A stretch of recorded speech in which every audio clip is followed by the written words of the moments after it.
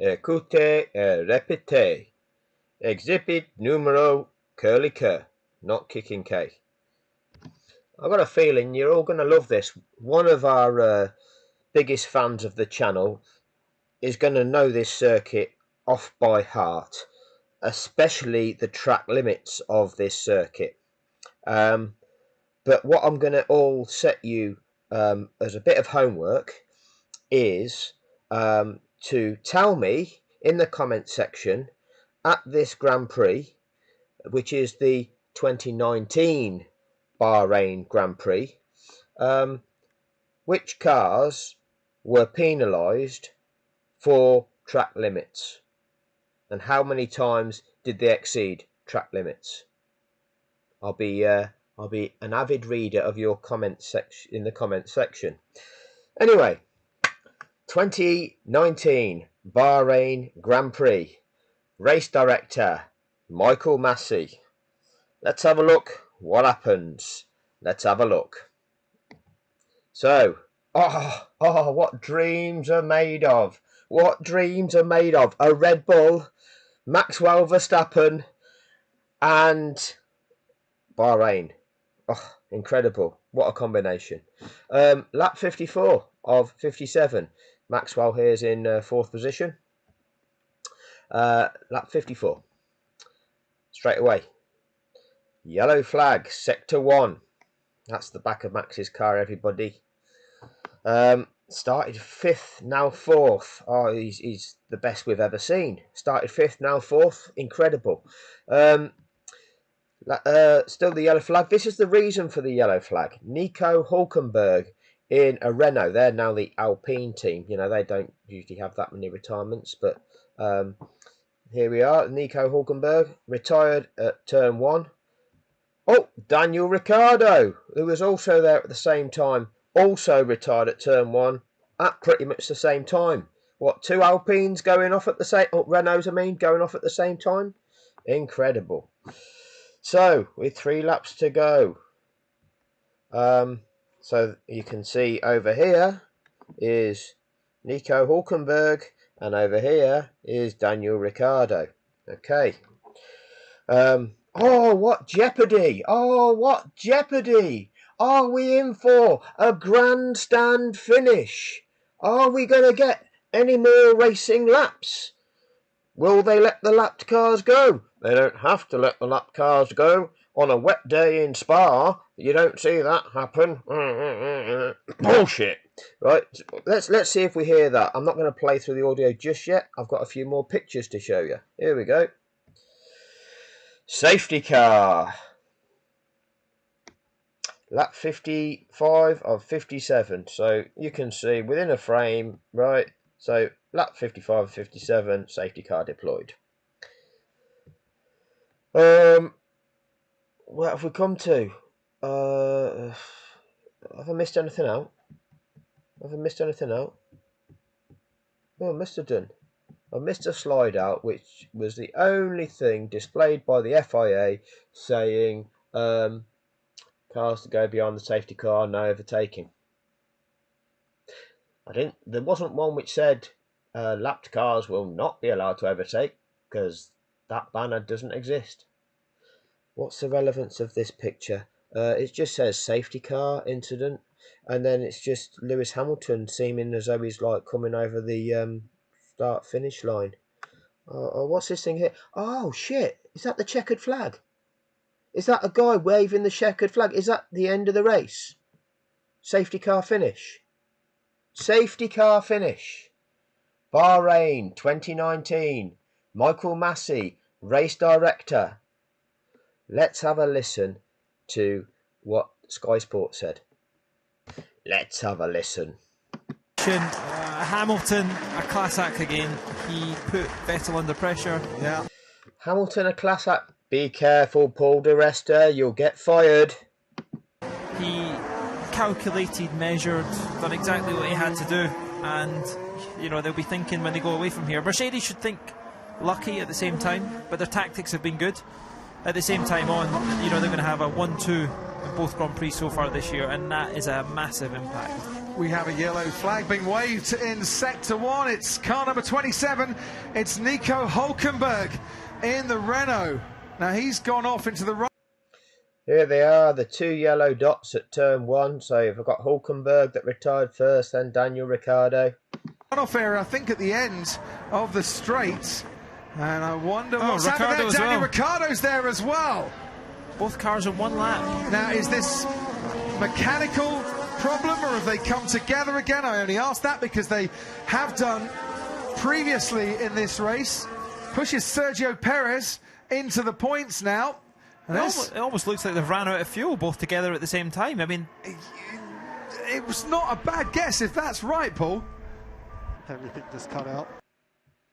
The best driver we've ever seen is just crossing the start-finish line there, while Hamilton's all the way around here. Incredible, isn't it? So that, you would assume, is electrics then, if everything is just cut out, electrics or hydraulics. Let's have a listen on board with Daniel Ricciardo.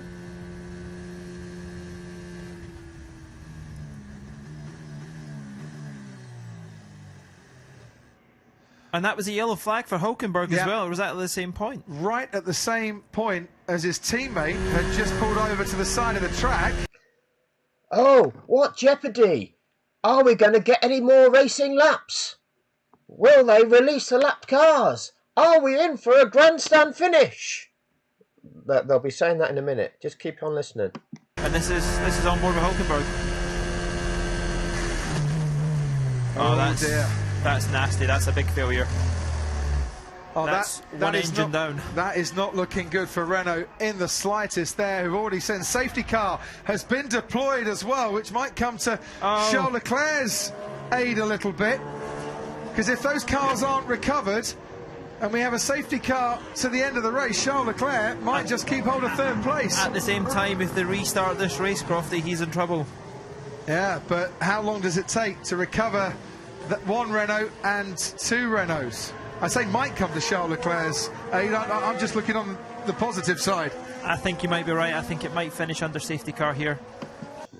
What's that? You think it's going to finish behind the safety car? You're not making up some fake hype like you normally do. You're actually calling it for the reality that it is.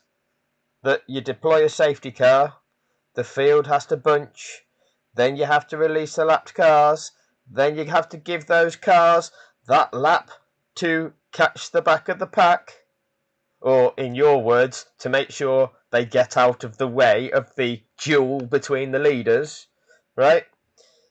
You're not saying that, are you? You're just going, yeah, it's going to be a safety car finish, isn't it? Rightio. Which would certainly help him.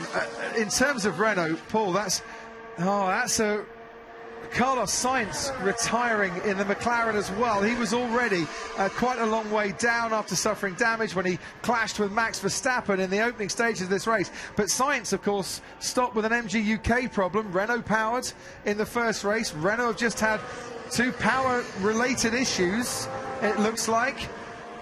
That's not good for engines, power unit, worries and troubles. It doesn't look good when you see Australia as well, but Lando Norris, shout out for him, P6 after those 2 failures as well. Good points for McLaren, in front of all their management and board members. Well, it's contrasting fortunes, isn't it, as Carlos Sainz retires for a second. So what we're pretty much doing is saying that where the positions they are now is going to be the positions that they're going to finish in, and they're the points they're going to pick up, barring actually retiring from the race. Because that's how it works. Once a safety car deployed and you're going to get a safety car finish, there you finish in positions, providing you make it to the end of the race. Second time this season, Lando Norris is preparing to celebrate a best finish in Formula 1, a first points finish in Formula 1. But Lewis Hamilton wasn't preparing to celebrate his record-breaking 8th Drivers' World Championship, which we never heard them say once. Never heard them say that once in Abu Dhabi. In those last 10 laps. let alone the last 5. A top 6 finish in Formula One. Who's your driver of the day? Wow, a top 6 finish. Not as big an achievement as 104th Grand Prix victory and record-breaking 8th World Championship. Strange. Who would you vote for? There is absolutely no question who driver of the weekend has been. That man there? And it's the man in 3rd place. Absolutely. There is not a person in this paddock is not going to feel the pain he's going to go through. And he's so... I thought Max was the best driver we'd ever seen. Not Charles Leclerc. Level-headed. After yesterday, when the team were congratulating him, he said the job is tomorrow. And you can only feel the letdown. And the fact that he battled back from falling those few places at the first lap, and he just showed his true class, his true racecraft. It will come again very soon, and I hope at the next Grand Prix, certainly it comes. Are they talking about Max with class and racecraft?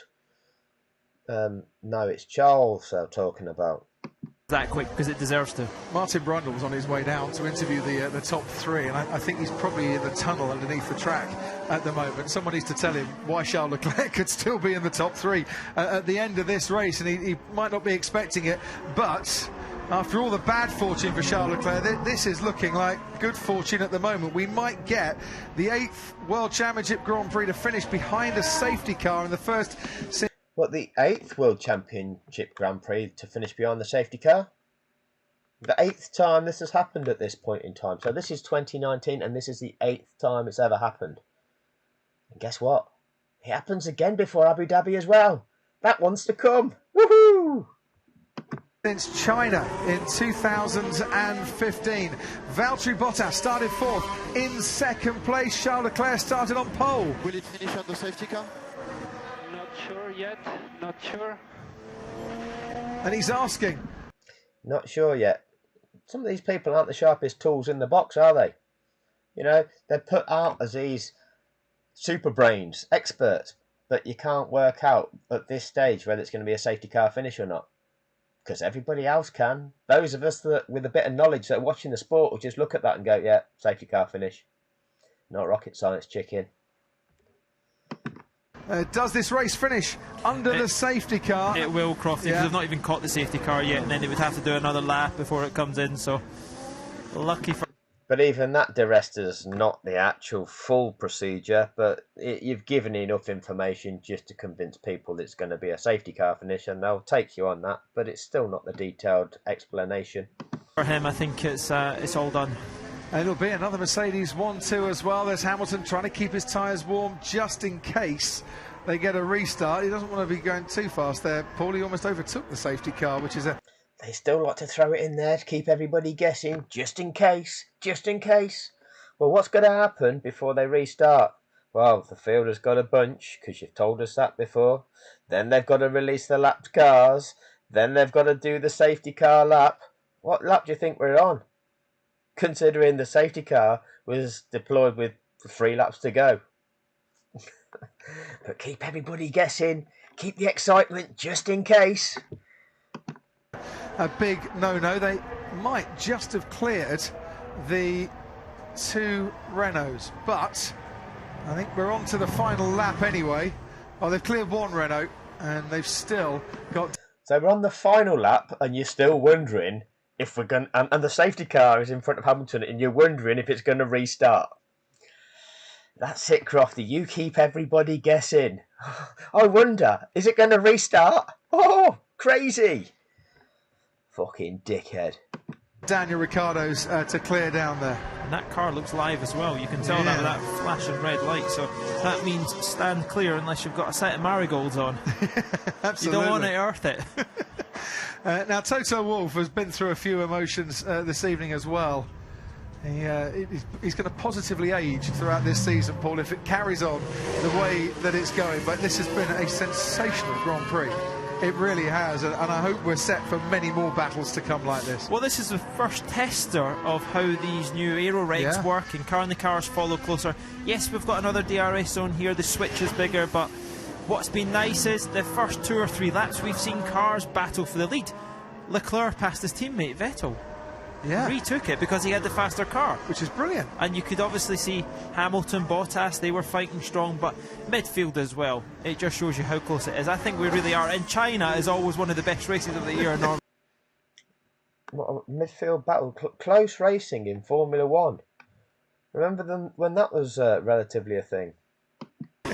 Yes, in 2 weeks' time we head to China for the 1000th World Championship Grand Prix, and of the previous 999, this might actually rank somewhere up there. You always get a good race in China. You can watch it, of course, live, exclusively live, in ultra high definition as well on Sky Sports F1. Do join us for what we all think is going to be a magnificent race, and one that's certainly worth getting up early for. You didn't have to get up that early if you were in the UK for this one tonight here in Bahrain. Lewis Hamilton, when he woke up this morning, did he really think that he'd be taking victory? Halfway through this race, did he really think he'd be taking victory? Okay, so the safety car is going to come into the pit lane, and that's going to be checkered flag.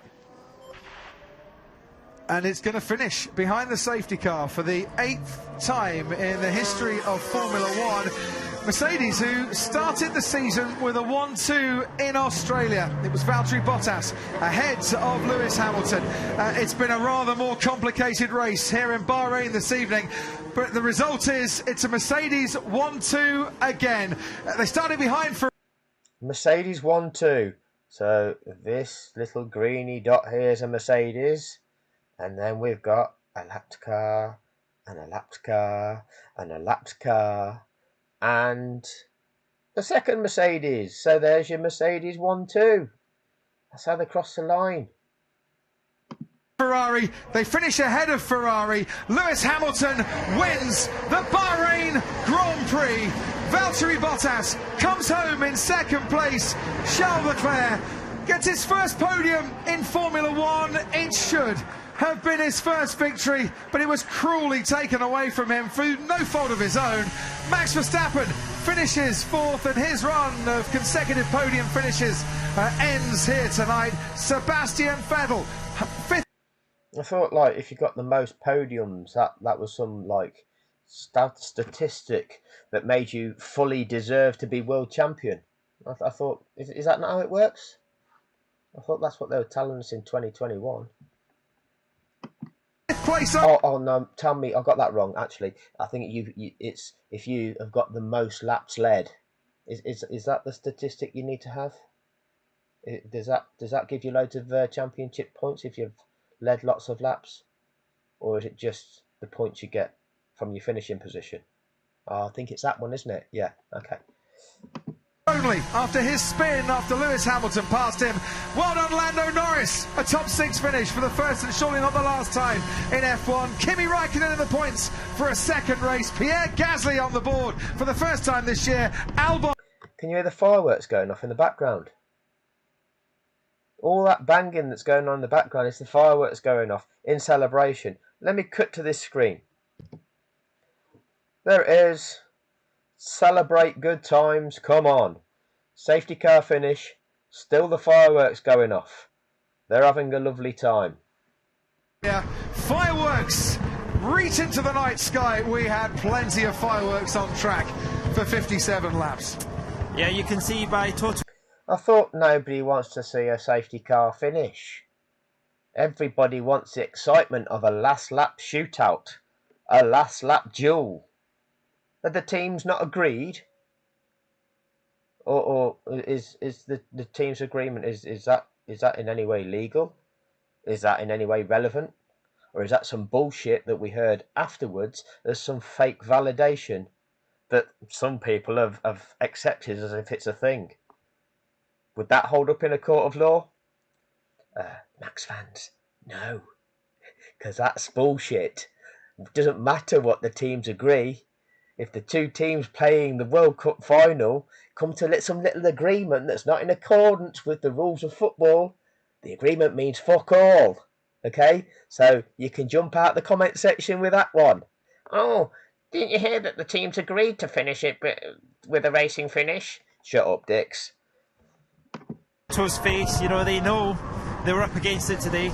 They'll celebrate it. You could see the mechanics are on the pit wall. Ferrari again. they're going to have to go away, and they've got a busy Fireworks. few weeks ahead of them, Crofty. A busy few weeks, and I hope that doesn't impact their engine allocation going forward to impact, because this championship looks like it's really setting up to be a nice one.